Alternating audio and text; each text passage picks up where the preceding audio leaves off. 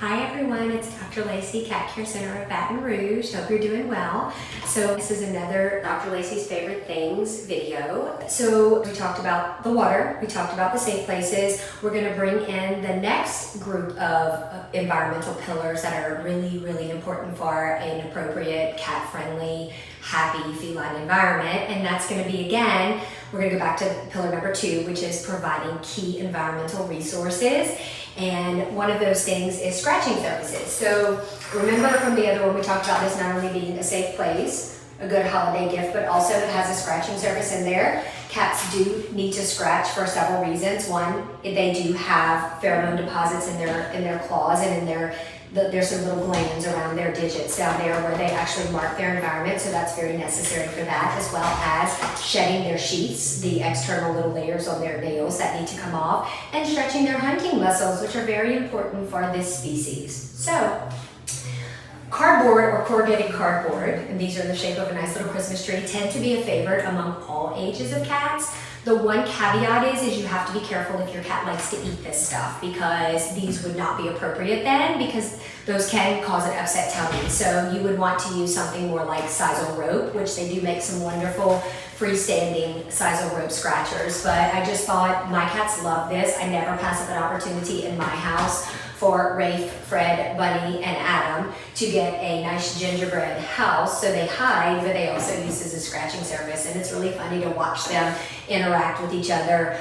One hiding here, one behind it, and they have like a play through these little holes right here. So those are really fun for them. The next thing is I love these cat tunnels. So this packs up nicely, but you can undo it, and it makes a fun interactive tool. So what mine like to do is Fred likes to get inside, and then Rafe likes to sit, and they like to bat each other and go in and out the tunnel when they get the zoomies. This is a great toy for providing a play area, which is part of those key environmental resources at night, especially around 8 to 10 when they get the zoomies. These are fun for that. So then we'll go on with these. So another important pillar is providing species-specific behavior. So our cat, the species, is a predator. It likes to catch things. They like to pretend like they're on the hunt.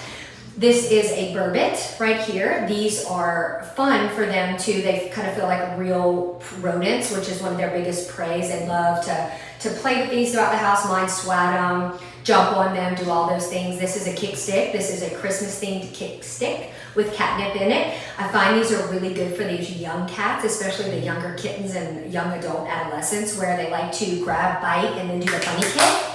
This is a much better service for the bunny kick than your forearm, which I'm sure everyone who has had a kitten understands that. So again, providing species-specific behaviors. So we have our key environmental resources, which is pillar number 2. We talked about the safe places is number 1. Part of pillar number 2 is scratching, play areas, litter box, of course, which that's another time, another place, and the water sources. So next I want to go to another important pillar of a feline environment, and that is predictable human interaction. These are my most favorite human to cat interactive toys. The reason I like them is they keep your hands and your feet out of the play, which is so important when you're trying to teach these guys biting is a no-no. So my favorite is the bird, because it resembles those cats who like to play with feathers and more of a bird. And then this one kind of does a little funny dance like an insect would.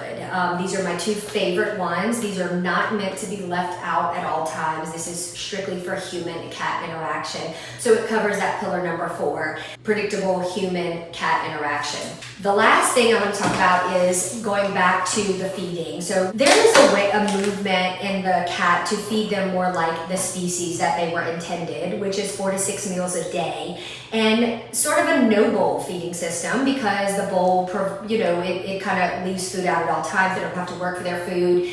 It breaks them of that species need to work for food, which is part of who they are innately. So what this is the no-bowl feeding system. There is a training, and it walks you through how to train. This is to simulate more of a hunt, where you hide their kibbles throughout these little mice, and then you hide them throughout the house. So there's a really good information on the website that does these, and I'm a huge fan of these, and I use these in my house. I leave these out at night for my guys to find and do some hunting. So Again, Dr. Lacie's favorite things. I am no way affiliated with any of these products. However, we do have all of these at Cat Care Center this holiday season for your cats. And if you want to go ahead and have them wrapped or have them mailed to you, we can also do that. You can give us a call at 225-228-1039 or just look out for these items. You can find these all around you. These are, again, Dr. Lacie's favorite things. Have a Merry Christmas and a Happy New Year. Talk to you guys soon.